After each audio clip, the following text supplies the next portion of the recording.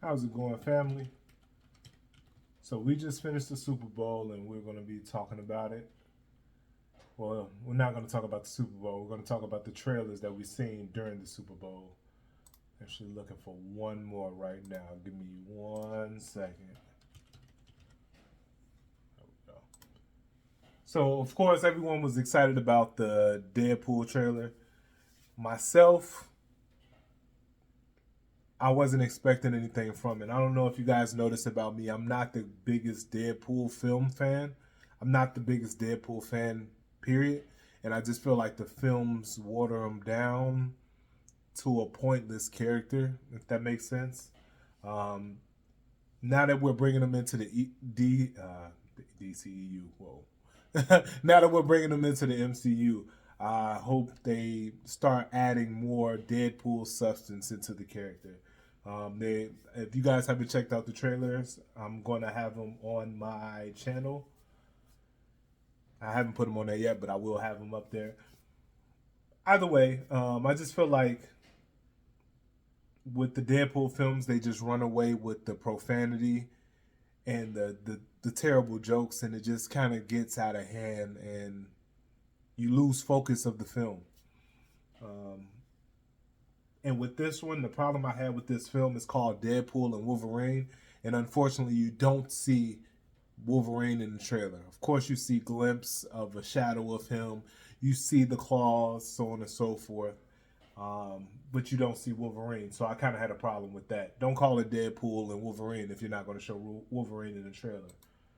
Also, if you look at the artwork for the poster, you can tell that this movie was supposed to come out in February of this year. But obviously, it had to be pushed back due to the writer strike and then later on the actor strike. I feel like that the writer strike is what messed it up the most, though.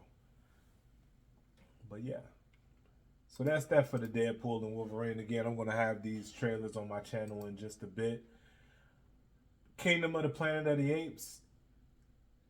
Honestly, I want to be excited for this because I love the first trilogy for the Planet of the Apes. Not the first like from back in the '60s or whatnot. The first trilogy started in like 2011, somewhere around there.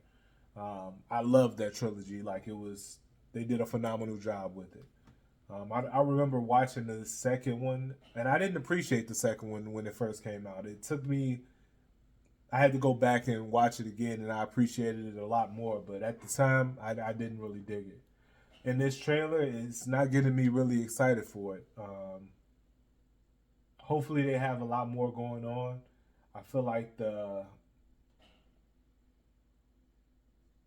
just the storyline is we've been here before, so I feel like that's getting old.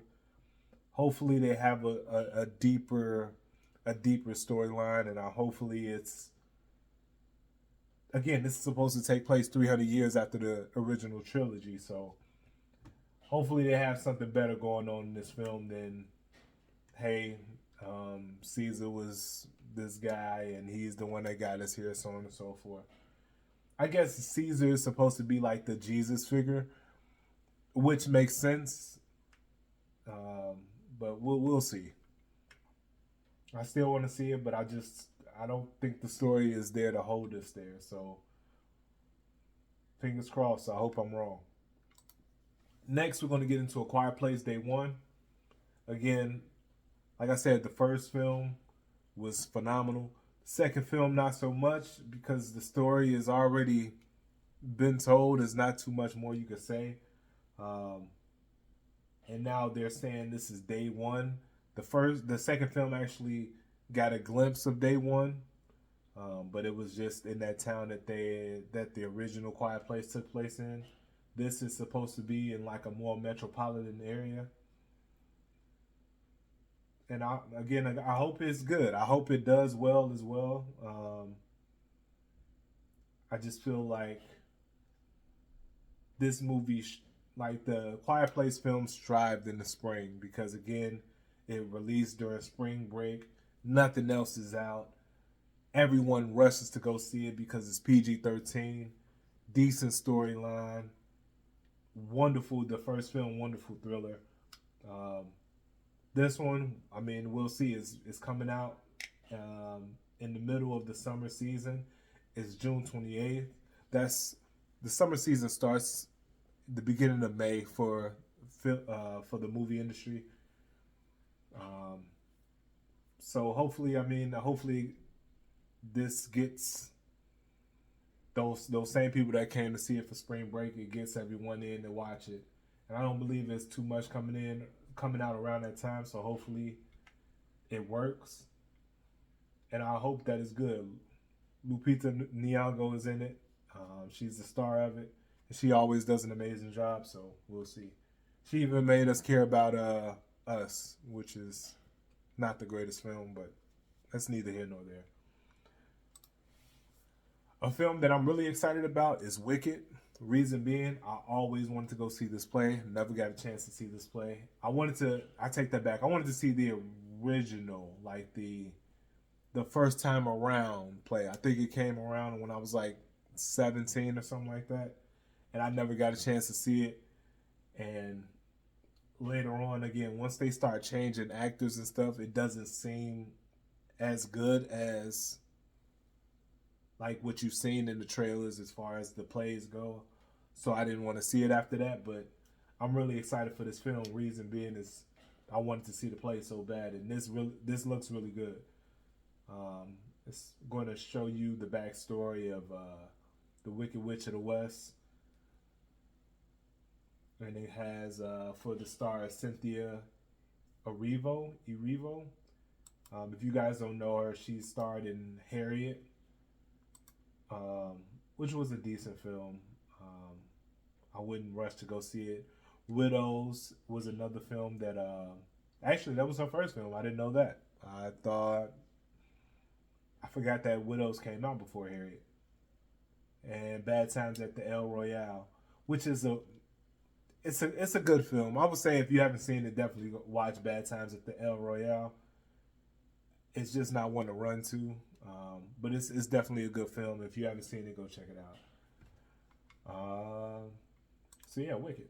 Can't wait to see that. And one thing I want to bring up about this film, because just thinking about Argyle again, this film is Wicked is costing $145 million to make. A reason why I'm bringing this up is because Wicked is a property that's been around for I want to say almost 75 years now. Not Wicked, but Wizard of Oz, but you get my point. And they're about to make do with $145 million versus Argyle, which is a new concept and wasn't the greatest film. It was watchable. It was good, but $200 million, I just feel like it was a bit much for that type of film. Another film that caught my attention is Twisters. I remember the first Twister film. It came out around 95, 96 ish. And I was 5 at the time, and all I remember is I never want to be in that situation. Like, no matter where we move, I don't want to move into that type of environment. And hence why I always stayed in the Chicagoland area. Although we got some bad like tornadoes a few times, but it never got to the point of a twister. Like, that's wild. I don't see how people in like Iowa be doing it. This is in Kentucky. Like, it's too much for me. Now, on the other hand, talking about budgets, this film is $200 million. So I don't care when it's being released. It's releasing July 19th. Um, Still, $200 million for Twisters. Maybe if Twister was in the movie, it was a little joke. But I don't know, man. I mean, I feel like these Super Bowl commercials used to be like the shit. Like, it used to be the thing that you came to watch the Super Bowl with. I'm not a football fan, so maybe it's just me, but I always was into the trailers. Again, I remember Bad Boys 2 trailer. Um, I want to say it was the Super Bowl of 2002, and we seen that Bad Boys 2 trailer. Or was it 2003? Either way, seen that trailer, man, and I was excited to go see this film. It was just one of those. And fast forward now, it's like these trailers are lackluster. And I think it's because of YouTube, of course. It's a lot easier to throw something up there on YouTube, and when it's all said and done, the same amount of viewers are going to watch it. But I guess it doesn't have as big of an impact. Also, talking about the Super Bowl, I wanted to give a big shout out to like Patrick Mahomes. He deserves whatever, like the biggest check. Like yesterday, I mean, he had no help. He had no help yesterday, and he did an amazing job. Honestly, I told people before, don't bet against Mahomes. I think that the 49ers deserved to win yesterday. They did a phenomenal job. It's just, you can't bet against Mahomes. And I was telling my family, I was like, man, they playing possum right now. Like, and come to find out, they weren't really playing possum. They were just bad. He had a lot of bad receivers out there. But Mahomes knew how to use them at the right times. What's my man, Hardman? He had a Steve Kerr moment yesterday.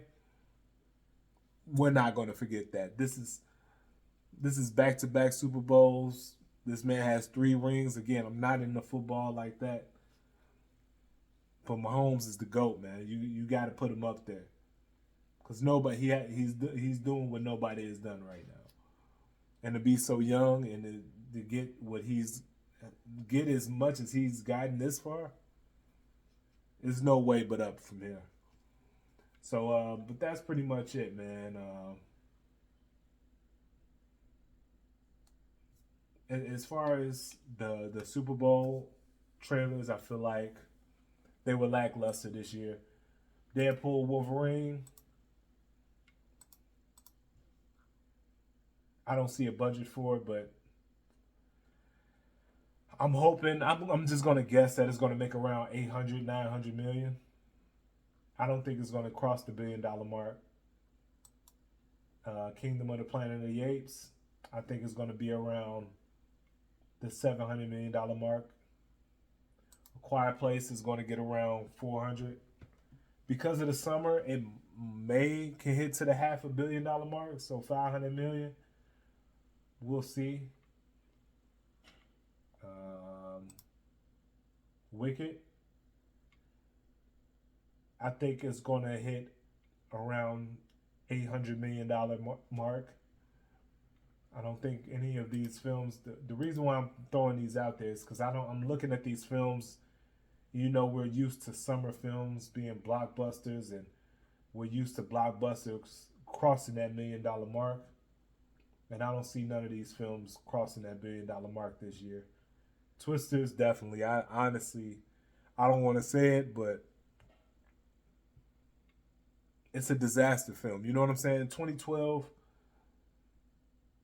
was like the last great disaster film we had. Like, we had Greenland that released to digital during the pandemic. What was another disaster film recently?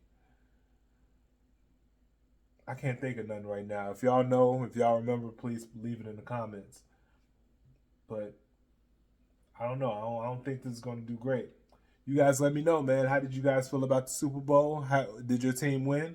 Also, how did you feel about these Super Bowl commercials? Shout out to Yeezy for dropping that commercial yesterday. That was big time. We appreciate you. We love you, brother. He just did almost $20 million in a day by selling them pies for the dub. I went and copped me a few. We're going to see what's going to happen, all right? Man, other than that, man, I appreciate y'all for tuning in for another Movie Talk Monday. I'll see y'all this Thursday. What are we watching? I believe Madam Web. We're going to see. And honestly, I don't think Madam Web or Bob Marley are going to be great films. I don't even think they're going to be good. Honestly, unfortunately, nothing about those trailers made me feel like these are going to be good films. Unfortunately, the Bob Marley film I have more hope for than Madam Web, but at a runtime of an hour and 45 minutes, I don't feel like that's going to be enough to tell like a person's story. Like, yes, he was young when he passed, but hell, you could make a 2 hour movie on me and it'd be a lot more detail in there than. And I'm pretty sure I didn't live half the life of Bob Marley, so I can only imagine what we're about to get in this hour and 45 minute movie. So, all right, I'll see you guys Thursday for the Seasonal Roast Show. I appreciate y'all for tuning in. Don't forget to hit that like, subscribe, and hit that notification bell. Leave a comment below because it helps. I'll see y'all guys this Thursday. Peace.